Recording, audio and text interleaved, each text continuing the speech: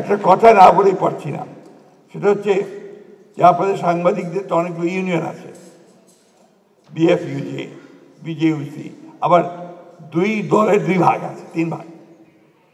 তো নিজেরাই তো আপনারা দলীয় হয়ে যাচ্ছেন। আজকে ফাইভ সাহেব যে কথা বললেন, রাজনৈতিক দলগুলো তো আপনার কাউকে পকেটের মধ্যে নিতে চায় না, কিন্তু আপনারা যদি পকেটে ঢুকে যান তখন কিন্তু দ্যাট বিকামস এ প্রবলেম।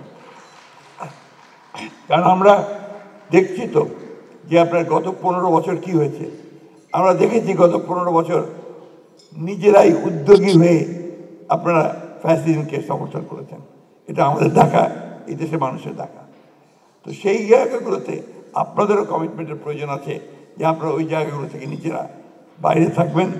আপনাদের কমিটমেন্টটাকে জনগণের কাছে আপনারা স্বাধীন সাংবাদিকতা করবেন। আমি বক্তব্য বাড়াবো না, সবার আগে এসছি, সবার শেষে বক্তব্য রাখতে গিয়ে যেটাকে বলা হয় যে তো ভালো, এখন অনেকে আছেন বেশি চলে যাওয়ার কথা। তো আমি আবার ধন্যবাদ জানাই যে আপনারা আমাকে দেখেছেন। কমিটমেন্ট বলতে এটাই যে আমরা যদি জনগণের ভোটে নির্বাচিত সরকার গঠন করতে পারি, তাহলে নিশ্চয়ই প্রায়োরিটি পাবে আপনাদের। এটা ধন্যবাদ।